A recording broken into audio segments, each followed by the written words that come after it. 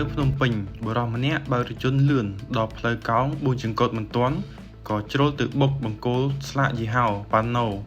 គៀបជាប់រងរបួសធ្ងន់ត្រូវបានកងកម្លាំងសង្គ្រោះបន្ទាន់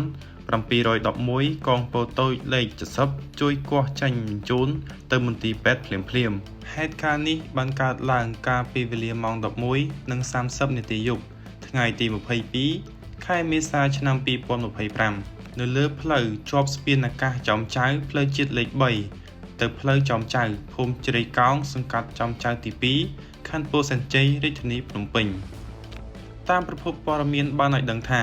មុនពេលកើតហេតុគេបានឃើញរថយន្តក្លុបដឹកទំនិញពណ៌សពាក់ស្លាកលេខភ្នំពេញ 3C7037 ធ្វើដំណើរតាមផ្លូវបណ្ដោយផ្លូវជាតិលេខ3ក្នុងទិសដៅពីត្បូងទៅជើងស្របគល់ស្ពានអាកាសចំចៅទី2បំណងឆ្ពោះទៅផ្លូវចំចៅ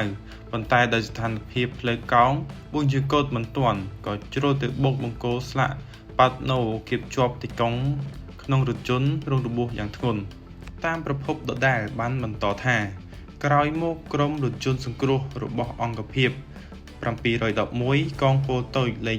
70បានចុះមកដល់ចំណុចកាត់ហេតុធ្វើការកាត់គាស់យកជនរងគ្រោះចេញនិងដឹកបញ្ជូនទៅមន្ទីរពេទ្យព្រះកុសុមៈដើម្បីព្យាបាលចំណែករថយន្តត្រូវបានសមត្ថកិច្ចស្ទូចយកទៅរក្សាទុកនៅការិយាល័យទេសចរណ៍ផ្លូវគោករងចាំដោះស្រាយនៅពេលក្រោយមិនបន្ទោសទេតែនេះហើយជាលទ្ធផលនៃការបើកលឿនខ្ញុំសូមសំណូមពរដល់អ្នកទាំងអស់គ្នានៅពេលបើកបរសូមត្រូវប្រុងប្រយ័ត្នហើយនឹងសូមកុំបើកលឿនហើយនៅពេលស្រវឹងសូមកុំបើកបរផងដែរ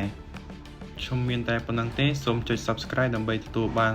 នៅព័ត៌មានថ្មីៗសូមអរគុណ